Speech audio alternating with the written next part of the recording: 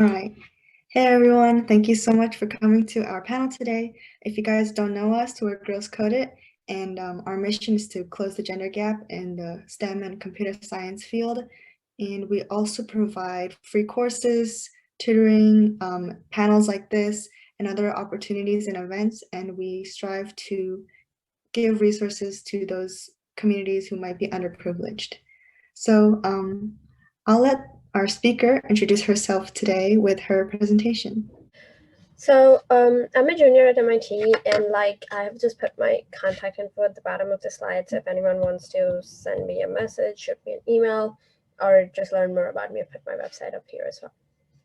Okay, so yeah, I'm gonna start with just a brief intro about where I'm from, what I'm doing right now. And because I'm studying computer science, I'll include the earliest picture I have of me with a computer. Okay, so I'm a junior at MIT. I'm from India. I'm double majoring in computer science and linguistics, and I'm minoring in brain and cog sci in math. I'm mostly interested in going on to research in academia, so grad school either at the end of this year or starting next year or the year after. And this summer I'll be interning as a quant researcher at DSHA in New York. So a very little bit about my journey to MIT. So I did what I would consider the two most important factors that probably helped me to get into MIT were that I did the International Linguistics Olympiad. So I represented my country thrice in the internationals, 2016 to 2018, and I won a bronze in 2018. I'm also actually still involved in the Olympiad. I'm in the problem committee and the jury since 2019. I also did the Intel ISEF program, so I was a finalist twice. I won the third grant award my first time with a language identification model, which I also later published in an international conference. And in 2018, I had a fourth grant award at ISEF on a cancer detection modeling system. So I feel like these are the two important stuff that I did in high school, which probably helped me get into MIT. About MIT in general, I would say that it's like I just included two pictures that I've taken of MIT. It's one of the best places that I could possibly have been. It's been almost 3+ years at MIT for me now, and this is an amazing place. I would want to stay here for grad school, and just I would say that MIT is literally one of the best places I've been in, complete with the classes I've taken and other activities that one can be involved in at MIT. There are just so many opportunities, and people are super nice. I think the best part about MIT is its people, because yeah, no matter what you're doing, there's always going to be someone to support you and to be there for you.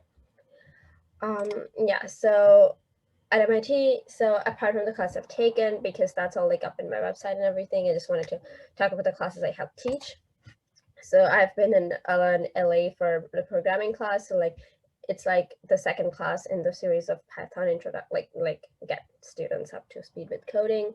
I also LA'd computation structures class. So basically going into what the basics of a computer are, binary systems, what a CPU is and how processing is done at a very low level.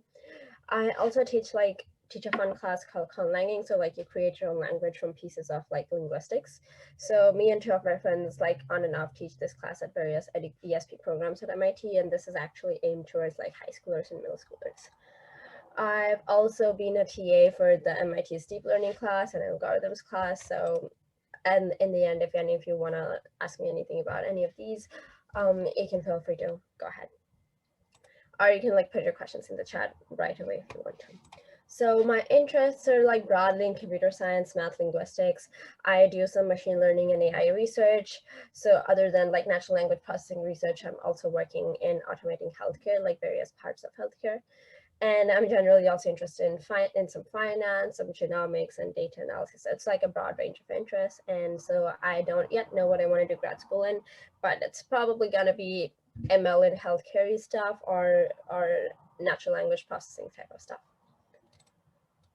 And my research, so I have like my primary research project at the moment is with Professor Daniela Rue. She's the director of CSIL at MIT, and we're working on automated substance detection. And previously, I've also worked with her on the study of self-learning and automated cars. My linguistics research is with Professor Suzanne Flynn. So I study the acquisition of third, fourth, and further languages in humans, like looking at how we as adults acquire third, fourth, and further languages. And we're also trying to show how that is very similar to how children acquire language, like when they're very young. Like it's not something hugely different acquiring it language as an adult. You just need to have the same amount of exposure and you will be as fluent in your nth language as a child can be learning it as their first language. And very recently I also started a third research project on the computational modeling of child language acquisition. So I'm working with Professor Robert Berwick. He is in CS and Linguistics. So I'll just like describe my research very briefly, like not going into too much details. So sepsis is a fatal disease, and blood culture reports or blood assay reports take like 72 hours to come in, which is very long because sepsis can affect anyone, and since it is fatal, the 72 hours can literally mean life or death for a person. What we are trying is to look at the blood images that we find under a microscope, or like movies of blood flowing through grayscale assays, and then extract the useful information from them and develop an ML model, which will take in the image or the training data and which will give us the output of whether or not a person has sepsis. And this is like designed to be an aid to doctors. Like this is not designed to replace doctors, but to be an aid to doctors who are to doctors who are doing this like blood culture report stuff by hand. Okay, so language acquisition model. So about this research project, there is a, in the world of linguistics, there's what we call a critical period hypothesis, which is that around after a certain age of around 7 years, humans cannot learn new language like a native speaker does. So this has been long contested, and like my work is another in the series of works trying to, it's not proven, of course, we're trying to like prove that this is not a thing. So I'm looking at the syntax acquisition in people with Hindi as their third language, and there have been, like we have found no significant differences in how they access syntax versus how like first language native speakers do. And so actually this project is I'll be presenting it at the Berkeley Linguistics Symposium next Saturday. So we're really excited about that. Okay, so outside of academics, I'm involved in a bunch of MIT student clubs. So I'm the vice president of the Student Alumni Association at MIT. So we help interact with alumni, give them like tours back in person. Then we organize events between alumni and students to like get to know each other, to network, because MIT has a very rich alumni network and I think it's very underutilized. So being able to like utilize it for students, to help students would be a great thing. I'm also in the exec of the Women in ESCS groups and the Undergraduate Society for Women in Math. I take photos for MIT's campus newspaper. So this is always a fun thing to do because like I'll end up at, like back when we were in person, I'd end up at a bunch of very cool events. Like I've met Nobel laureates, I've met like Turing awardees in the same day, like because I was in the like photographing for the new school newspaper. So it's also another fun thing that I do. And other than that, I'm just like involved low-key in like dorm committees. Me and a group of my friends started a Indian classical dance club at MIT Nritya last semester. So yeah, so outside of academics, this is what I'm involved in at MIT. And outside of MIT, I'm involved in the problem committees of a bunch of the international and national linguistics Olympiads. So basically this task involves designing linguistics problems, reviewing them, selection, like then translation, grading, and so on, just like involved in the back end of the linguistics Olympiads, which is something that's really important to me because I was a participant for a long time and the community is like really important to me. And also I'm a mentor for the New York Academy of Sciences 1000 Girls, 1000 Futures program this year. Yeah, so that's like a very fast overview of stuff that I have been doing so far, academically and non-academically. And yeah, I'll give it over to Christina. And if any of you have like anything you want to ask me, you can just like start putting your questions in the chat, I guess. Okay, so our first question is, how did you decide to pursue a career in computer science? So I think I have had like a very, what would I say, like, so both of my parents are in computer science, so they're not from the US, they're from India, but both of them are involved in computer science, and so I sort of like grew up just like seeing CS all around me. And then in like when I was 15, I did an international summer camp in Thailand, and that was my first like actual introduction to like coding and computer science. And I like used game development software called Greenfoot to build like a bunch of science simulation stuff. And that's when I got like really interested, and I was like, okay, maybe I want to like do this more time. Yeah. Awesome, that's so interesting. Um, it obviously seems like you're very passionate about the subject as well. So, and like the picture that you had when you're really young with the computer, I thought that was a really cute addition to your PowerPoint in the beginning. Thank you. Thanks. Yeah, my parents like, I was like 2 months old or something. My parents put me up with a laptop. I'm so glad that they saved that picture of you. So our second question was, how has your experience been as a student researcher during COVID-19? So I think I got like one of the best and the worst parts of having it like being in a pandemic. One of the best in that, since none of my research is lab research, like some of it was, my linguistics fieldwork part had luckily been done before COVID hit, and I was just in the data analysis part of that project. And then all of my computer science stuff is just software stuff. So like I can do it from anywhere. Like even in a normal world, I would not go into lab most of the days and just do it from wherever I want at whatever ungodly hours of the night I want, and then just like go in for meetings with my supervisor. So yeah, so that's been like the good part of being a student researcher during COVID-19. That's what's been lucky for me. On the other side, it can also be pretty isolating. Like isolation's been hard on all of us. And because I couldn't go home, like flights were locked down. So MIT like gave emergency housing to like some of the international students, and some of the national students couldn't go back home. So so yeah, I think that was the hard part of being a student researcher during COVID-19, is like the entire pandemic isolation thing, because we were all just like living alone, and MIT was a ghost town because there was no one around. So yeah. Yeah, awesome. I think research is something that can be done without, seeing people, especially with the internet. So that's really cool that you can still be able to do your job and like also have like not even a hard time with it that much with the Yeah, internet. I think the biology or chemistry or like lab-based students had a really hard time, but Mhm. luckily for me, it was, I since all of what I do is software, so it was lucky for me. All right. So our third question is, have you faced any setbacks during your STEM journey and how did you overcome them? I think this is common, so I'm gonna answer this about like, I don't know what exactly you are looking for, but I'm gonna answer this more at a more like life level and at a more academic level. So academically, I think that research is a very slow process. Like I've been working on this one sepsis detection project since the spring of 2019, so it's been 2 years this spring.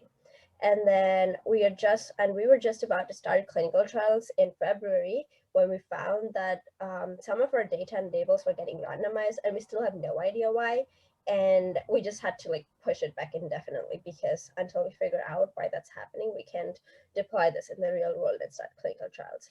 So I think like setbacks like this oftentimes come when you're doing research, especially, or just in any of classes. Like you probably have a PSAT and you're overwhelmed with so much work and your brain's not working. So, or you're getting burnt out from taking too many classes in a semester. So I think that's just a part of STEM journey. And personally, I try to take a step back from all of it. Just like last week, I basically took almost a week off from work because we've all been burnt out with online classes and everything. So So I try taking a step back. I try like decompressing with my friends or finding hobbies that's gonna make me happy no matter like what else is going on around us. For me, I like to paint, I like reading storybooks, and just a bunch of stuff like that. Like yeah, I went with my friends and got cotton candy because it makes me happy. Like so do whatever makes you happy, and I think that's a good way to like overcome both academic and non-academic setbacks if you are like whatever you're facing. Yeah. Yeah, that's some great advice.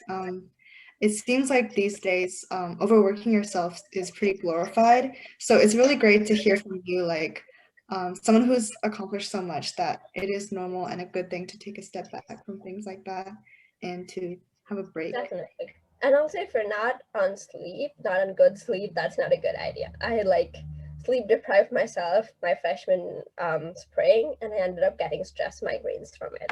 So like not a great idea. Like, and so yeah, if I ever have to choose between a PSET or sleep, I know that sleeping is the way to go. Hmm. So true. Okay, so our fourth question is, do you have any advice for high school students or college students who want to pursue research? I'll address college students first, but there's probably not a lot of them in this chat. But like college students, I feel like most universities have like a research program, so all of my research has also been through that. Or otherwise, literally my own linguistics research. I was taking my PI's class my first semester, freshman fall. She mentioned something in her presentation, and I was like, "That looks really cool. I want to work with you," sort of thing. I just went up to class. I went up to her after class, was like, I want to work with you. So that always works. Or if their school has a research opportunities program, they probably have advertised opportunities. For high schoolers in the US, I have like very little idea of how US high schools work, or like how that might work. I would say that there's only got to be programs which are like sort of connect you to mentors, and then you can like network and like get connections, because if you called email a college professor, chances are that they're really buried with work. Like they barely reply to us if we cold email them, like professors at my own institute, so it's probably got to be hard for them to reply to every email that they get. So try like networking and branching out to mentors, and then asking them for like connection, that like their own connections to help you get set up with someone. Yeah. Yeah, I honestly tried networking a few times as well, and college professors are pretty hard to get a hold of for me too, even during like a pandemic, and maybe especially during a pandemic. Right. I think it's just hard. Like oftentimes they just like ignore our emails as well. They're like really busy. They have like a lab to run, and they have Mhm. grants and students and teaching on top of that.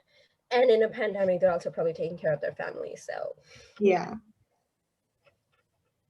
Okay, our fifth question is, what goals do you have for the future? So I know you said you were working on your sepsis detection system and also the language acquisition. So I'm assuming something to do with those, but do you have any other goals, or do you have any specific goals for those kind of projects? So I think the language acquisition system is going pretty well, because I'm presenting at a symposium next week, and we'll be like publishing it as a research paper hopefully soon. But my sepsis project, we'll be deploying it for clinical trials with the Massachusetts General Hospital soon. So I really want to see it be used in real life and like aid doctors to like actually help the sepsis diagnosis. I was really horrified to find out that neonatal babies can get sepsis and pass away really fast from that. So like I just like want to like create some sort of difference with that project as well. And in the longer term, I mean, over summer I'll be working at DSHA as a quant researcher, so I'm excited about that, to do something financy, mathy, modeling, or whatever. In long term, I'll probably be doing a master's at MIT next year, and then going on to grad school. So we'll see how that works out. I got accepted to the master's, but so I could either do it next year or the year after. So I'm still like sort of thinking like probably because of the pandemic, it's a good idea to take it slow and push it a year back. Yeah. Mhm. Yeah, honestly, listening to the sepsis detection system, it was super cool, and I could totally see it being like kind of like a regular thing hospitals do for, babies, and they just immediately go to the sepsis detection part. And yeah, it was super cool to hear, and it'd be really nice to see that in the future as well. Thank you. Okay, so that's it for our PowerPoint questions. And then now we're going to go into audience Q&A. So someone asked me, when did I start learning ML? So for me, it was more of an organic process because I didn't like sit one day and think that I want to learn machine learning as a subject. So I was at the Linguistics Olympiad in 2016. Me and one of my friends were discussing this like one like thing that we heard something that a language that has tones in it, like Mandarin has tones, but none of my native languages do. And then all the tones sounded the exact same to us. And then we were like, so maybe that's a very specific feature of language, and maybe we can use it. Like, why don't we use it to do language detection? Like right now, language detection is a very complex process of like trying to pick up words, trying to translate them or map them to languages and so on. So then we started thinking, how can we model this? And I just like sort of picked up ML on my way to completing that project. So yeah, so that's basically how I started learning ML. And then for a long while, most of everything I knew about ML was just like picked up on the way. And then when I came to MIT, I took our like ML class and our AI class. And that was like at that point, I knew most of the material that was being taught in that classes. But I think it's good. It was really good to have like a structured introduction to ML where you like learn a topic, do p-sets and apply that and so on and so forth. So I think, and I'm still learning, like there's so many things that I because I've started taking grad classes my like junior year onwards. I'm mostly taking grad classes. So yeah, right now like there'll be discussions where all the grad students know what they're talking about and I'm just clueless. Just like go and read up about that. So it's a continuous process. Yeah. Rennie asked me, I hope I'm pronouncing your name right. How do you balance your love for linguistics, which is a humanities-oriented subject, with your interest in computer science, a more STEM-oriented subject? I think this is a very good question, and this is something that I contemplate a lot of the times. So MIT as a whole is really flexible because we can have like up to 2 majors. We can basically take any classes we want as long as we satisfy our major requirements. So so I ended up basically completing all my major requirements in 5 semesters, just because I was taking a good mix of both CS and linguistics classes. And there's so much that's in common between these two subjects. Like I recently started brain and cog-sci as well, and I think it's a perfect trifecta of brain and cog-sci researchers trying to understand how our brain works and how language works in the brain, and then linguistics trying to understand how language works in general. And then all the NLP and AI people trying to model, like trying to take how human brains work with language and apply that to technology. So I think this is a great, like good circle that's going on, and anyone who can get a big picture view of all of these three will probably have a far more useful skill set and be able to like look at a big picture vision of the subjects as a whole than someone who's just doing CS or just doing linguistics. So I tend to think of it that I'm interested in both as a strength rather than having to like conflicting interests, if that makes sense. Yeah, and I also hear from like my language arts teacher all the time that for those who are going into a STEM field, you think that you wouldn't need like language or anything, but it's actually something that you need a lot for not only communicating with your peers and teammates, but also like writing up research papers would require a lot of skills in the field as well. Yeah, I think it's important. MIT also mandates that you take 8 humanities courses in your time here. So like, I think those are very important part of like your educational experience in general. Yeah. So Vijay asked me, how was your journey from Kolkata to MIT? So I think so. If you want to like explain more, I will start answering this. But if you want to explain more, you can, because like journey is in sort of, I feel like it's definitely a big jump because I'd been to the US before, but I've never lived here before, and it's definitely a big cultural shock to come to the US from India because there is so much in difference between the two cultures. And then, yeah, I was the sort of person who basically spent most of my high school in like Olympiad camps away. And then strangely, when it came to MIT, I was homesick. So that was new for me because I literally spent the last 2 years of my high school almost being away all of the time at various Olympiads and stuff. But somehow when I came here, I was still homesick. So there is definitely a big cultural shock. It'll definitely like face like times when you like miss home, or when you are not sure about what to do, or like what's you'll think about like, okay, what's next for me in this country, sort of thing. But I think for the most part, if you can keep yourself focused on like a few like long-term goals you have, it sort of works out.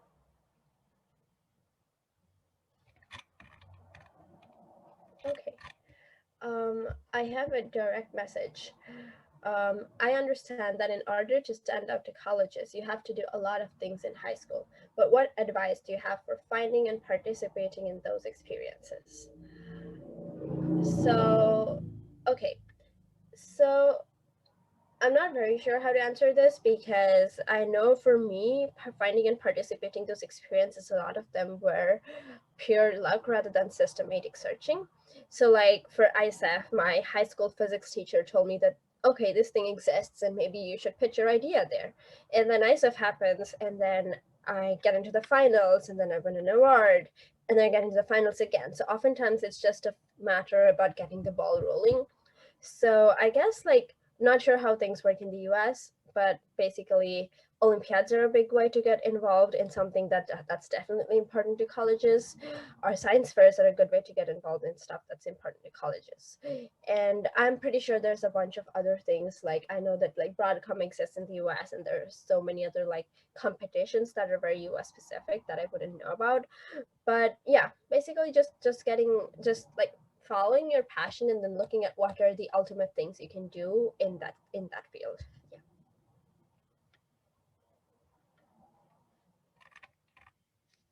Okay. Would you ask me your advice for first generation students who are trying for MIT? Um, so so um I'm not first generation in a way that my parents went to college, but then they went to college in India, and so like half of MIT still considers me first generation because I have no idea how colleges or anything works in the US.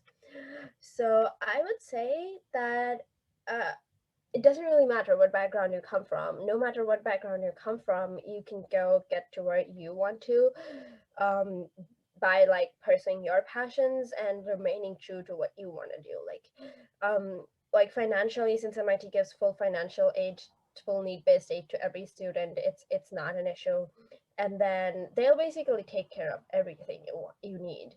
So what you just need to bring to the table is a passion for things that you do, and like and just like good student qualities. So like be dedicated, be hardworking in whatever you're doing, and then be truthful, and then everything else should sort of like fall into place. What do you think is the best way to do linguistics as a high school student? I'd like to participate in the Olympiad and maybe study it at uni, but I don't know where to start. So for me, the starting point was literally I went to the Indian Nationals of the Linguistics Olympiad and tried their sample problems. And I was like, this is really interesting. They're like cool puzzles to solve, and I want to do more of this. And I had my best friend, we just like signed up for the Olympiad together. And we took the first round, and then we both got through to the second round, and then we just like started solving more problems. I think those are very interesting and cool problems.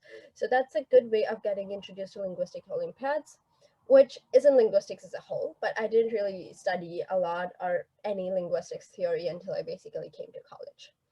So for me, it was sort of an entry through the Olympiad. And so someone else has a direct message exactly about this. Can I talk about the linguistics Olympiad and how I got started? So that's how it basically got started. I looked at the sample problems. I thought they were really cool and I signed up for it. And then on, I just like, they have them ordered in difficulty levels. So you can try the easy ones and the medium ones and then the hard ones.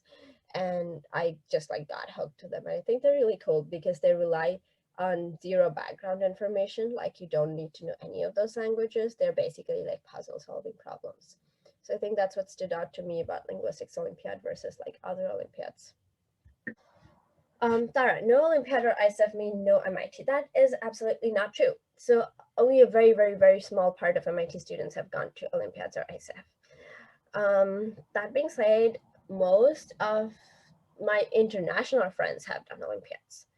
Like apart from 2 or 3, most of my international friends have done Olympiads.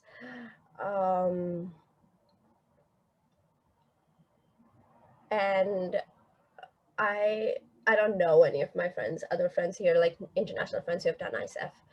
But that is absolutely not true. Like MIT admits a class of 1,300 students. If they only wanted to admit Olympiad and ISF students, they'd have 100 and that's it. So yeah, that is absolutely not true. There are an infinite number of ways to express your passion, to show that you're good at what you do and show that you want to do what you do. You just need to find your way. For me, it was Olympiads and ISF. Yeah. Someone asked me my SAT score. It was a very long time ago. I got a 1570. I don't know if I'm setting a bad example by telling it, but overall, if you know how to speak English, I don't think your SAT scores matters, not at least for MIT. Like there's a wide range of scores in here.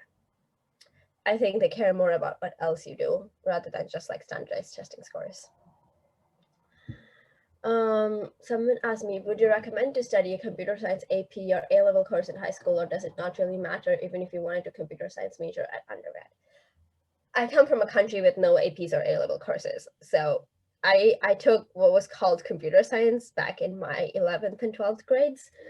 But all of the coding that I learned and all of my computer science skills are independent from that. I didn't like learn anything much new from it because I had already started coding a couple of years before that. So I don't know, like this is probably a very specific question of AP or A-level courses in high school. Like it cannot hurt, but on the other hand, I know we had like a set of maximum 5 courses, so I know that it's probably not the same here. So if you're burning yourself out by taking too many courses, it really doesn't matter if you have taken computer science AP or not when you come into undergrad. Like a bunch of my friends who are amazing CS majors get the top jobs after college, are going to top research after college, and they only started learning coding after coming to college. So it definitely doesn't matter. Like you start from ground zero again in college, and any advantage you might think you have, you sort of like lose it in the first semester, and then everyone's in the same footing. From my perspective, what set of skills must every good researcher have? I think for good research, you definitely need to have a lot of patience because research doesn't always go the way you expect it to be. And then just like good study skills, like you need to be able to think creatively on one problem for a long time and know that there's no one else to pull you out of it because you're doing new research. No one else has solved this before. So no one else is going to have the magic answer for you. It's not a homework problem. So just like patience and knowing that you can persevere through this, and knowing that, and also like realizing the impact of your research. The more I think about the fact that my research can actually help people, the more motivated I'm to actually work on it. So I think that's also important. Yeah. How do I deal with lack of motivation and feeling unproductive? That happens a lot. So I think that happens to everyone. As I said, I take a step back. I don't try to force myself to work through periods of unproductiveness. I have done it when I was a freshman, and that was a bad idea, period. Like, I'm not going to do that again. So if I have a lack of motivation and if I'm feeling unproductive, I try to find out the reason for it.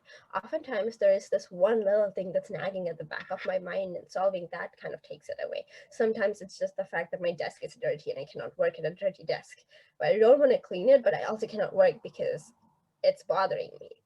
So if you can pinpoint something and if you can fix it, you can fix it. And then sometimes it's just the pandemic as a whole, and I know I cannot fix it. So then I either take a step back and do something else that makes me feel better until I'm like sort of recharged again. how were you able to conduct research in high school? Did you have to connect with professors? I personally didn't really connect with professors. Like me and my friend, like as I said, like we started out with this one problem, and because we weren't thinking we want to do research, we were just like, we want to solve this, and it sort of happened organically. So I didn't really connect with someone per se. Okay, what do you think set you apart in your MIT application? Any advice for students who want to apply? So I highlighted the things that I think set me apart in my MIT application. So one is that like the fact that I did linguistics, Olympiad, and ISEF, and I think those contributed heavily. For students who want to apply, there's like a million ways you can be an MIT student. There is no one path to being an MIT student. And I think it also helps because none of this I was doing for getting into college. Like I was planning to go to an Indian college and we have a completely different exam-based set of application. It was September of my senior year that someone mentioned that maybe you should apply abroad, and I was like, maybe I should apply abroad. And then I applied early to MIT by taking the October SAT and the November TOEFL because the early application deadline was November. So literally in a period of 1 month, I was like, I want to apply to MIT. So I think one thing that was good is that I was never doing anything for the sake of doing it for college. I did them because I was interested in them and I liked what I was doing. And I think that that is what colleges like to see, rather than trying to check off like boxes that they want this from us. Because they apply a set of, like the admissions blogs say this, we apply a set of 1,300 diverse team players. We just don't want like the best of everything, but we apply a set of 1,300 diverse team players. So there's 1,300 diverse people in a class. So you should like do what you want to do and then everything else. And then they will know how to be able to evaluate your passion, and they will know that you are someone who they would value in your class. Okay, what advice do you have for someone passionate in the sciences but is discouraged by math when looking to advance in a STEM career? Good question. I cannot personally answer to this because I've always loved math. However, I think that I think that math is fairly important because a bunch of most of the things nowadays, like I was about to suggest less mathy sciences, like I don't know, lab sciences, biology or whatever, but I'm very sure that nowadays even the bio classes have a bunch of like mathy stuff. So I think I would suggest a different route, as in I have been discouraged by other subjects, but I have always tried to find new ways to learn them. Like I was discouraged by biology, but then I came to MIT and I took a class with Eric Lander, and then I was like, I want to do this for the rest of my life. So I don't think that you're discouraged by math as a whole, but you're probably just discouraged by the way you've seen math so far. So I think a good way is to see math in a different way, however it might be for you. What's the atmosphere at MIT like for international students? Is it hard to adapt to living in the US? Most of my friends here are internationals, and I think it's a great atmosphere. Like, we love each other a lot. We're always there for each other. Like, I'm literally living next to like 11 international students in my floor. So it's pretty amazing. Like, if you're thinking that whether you should do it or not do it because you're an international, definitely do it. Like, highly recommend. It is hard to adapt to living in the US, but like everything else, things fall into place. It's just another country. You're not like being shot out of the solar system. It's another country. There are amazing people. You'll find a way to get through that. Like, you will find your own friend group. You will learn to appreciate the cultural differences, and you will adapt pretty fast. How did me and my friend learn how to do research on your own? So once again, we weren't thinking about I want to do research. It was more like I want to solve this problem. So it's not like research skills are sort of organically developed. You take up a problem, you try to solve it, and then you learn research skills on the way. There is no one crash course of how do I do research. So I think a better way to think about this is that you are a creative thinker, you're a problem solver, and you have a problem and you want to solve it. And research is just the method of solving it. It's not a chess game with rules, or it's not a sports with rules. You figure out the best way for you, basically. And you should set out to solve a problem. You shouldn't set out with the goal of I want to have done research. You set out with the goal of I want to solve this problem. Do you think it's possible to do a double major in computer science and biomedical engineering? It's definitely possible. Technically, at MIT, I would not recommend it because both course 6 and 20 are very heavy courses. Like I know a couple people, I've heard of a couple people, I don't personally know anyone who are double majoring in 6 and 20, but they're both very heavy courses and you'd probably be really upset. So if you're trying to do a double major, try to find something that has more overlap in them, or try to find something that is just like doable, just like figure it out. I wouldn't say it's not possible. It's been done by people, but don't do it if it makes you miserable. Do you ever feel discouraged by people who don't take you seriously because you're a woman? If so, how would you overcome that? All the time.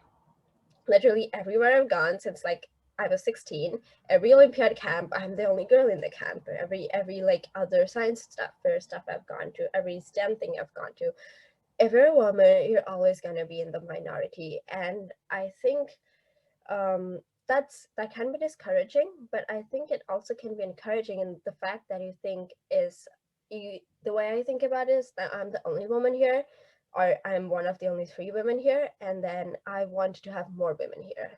So that's why I got involved in a bunch of mentorship for women programs, because I want to have more women in science. I want to have more women in STEM. I want to like eliminate this gender gap sort of thing.